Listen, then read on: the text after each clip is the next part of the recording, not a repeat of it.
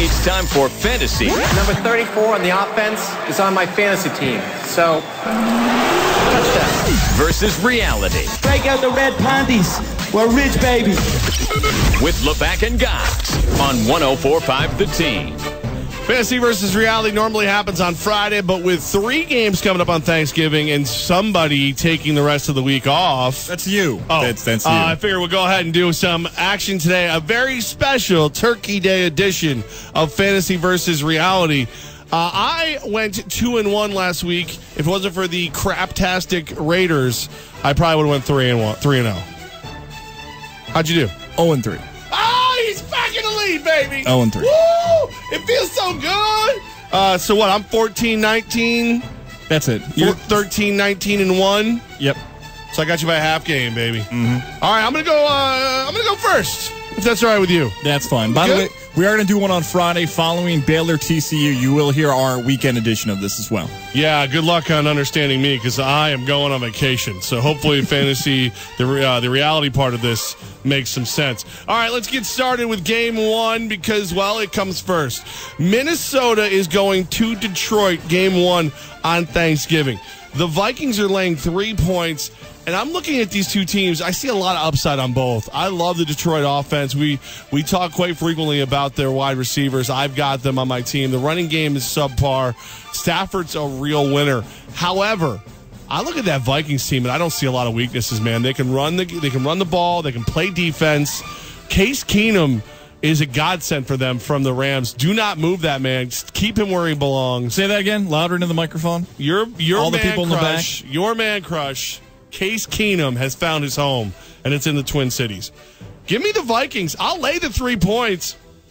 I think they win this thing big. I think your other man crush, Latavius Murray, has a big game as well. Vikings, -3 over the Lions. Send it in. I liked a lot of that, but I don't know if I like the pick. Short week, Detroit at home on Thanksgiving. This is all lining up for maybe it finally being a Lions victory in this. How about this? I'm going to go quarterback position, and guess what? I'm going to stick with the Lions and the Vikings, and for the first time in fantasy versus reality this season, I have gone to a second player a second time. What? That means I'm taking Case Keenum, my boy, the one and only, the man crush.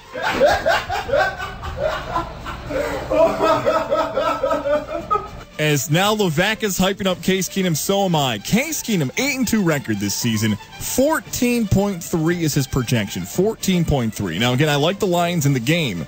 So if the Lions are leading the fourth quarter, that means Case Keenum's going to throw that football. All I need for Case Keenum is 235 yards and a touchdown. And a pick. I get 235, a pick and a touchdown, and I still hit my projections 3 weeks in a row.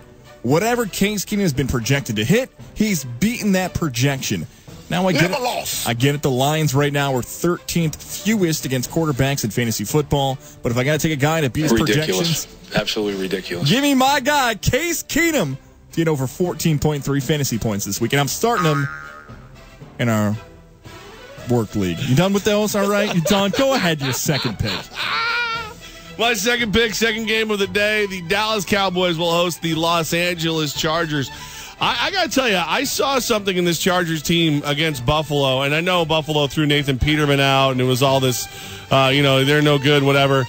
I got to be honest with you. I think the Chargers figured something out, and I think Dallas is in a lot of trouble when Joey Bosa comes looking for Dak Prescott.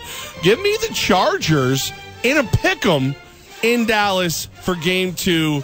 I'm riding the Lightning from the Chargers. Wow. And a pick 'em in Dallas on Thanksgiving, going from West Coast to, I guess, not Mountain Time. Yeah, Middle Coast there. The Chargers, okay.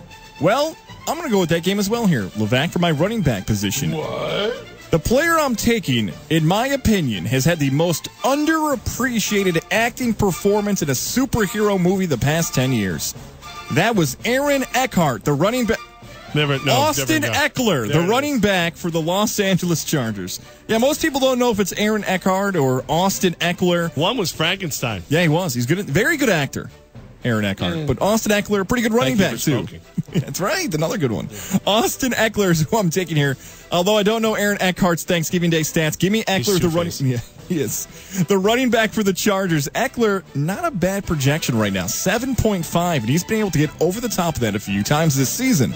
All I need is for Melvin Gordon's backup to get 3 catches and a total of 40 yards. So give me like 30 receiving yards, 10 rushing yards. That gives me over the top of 7.5. Now, it's not a big number. Would I start Austin Eckler in a lot of leagues? No, unless you're really suffering for injuries, and it's a PPR league. Remember that. Austin Eckler's a possible flex position or running back injury play only in PPR leagues. Points per reception. That's when I'd play him. Give me Austin Eckler as a fantasy projection beater on Thanksgiving Day. The New York Football Giants got yet another win finally after Ben McAdoo slapped them around in meetings, and then there was a fiery pregame speech from Eli Manning. Those are not my words. Those are quotes from players on the team. Fiery speech from Eli. I have to assume that he read a speech and then lit that on fire because I can't imagine him being overly emotional. However, they do go to Washington as the late game on Thanksgiving. And while we sit there in our tryptophan comas and relax and think about how great it would be if the Giants were half as good as we thought they were supposed to be when the year started, I'm giving them this game. I'm taking the Giants. I'm taking the touchdown, and I'm giving them the game. I'm going to get 7 points from the Redskins in the late game. I'm taking the Giants plus the 7.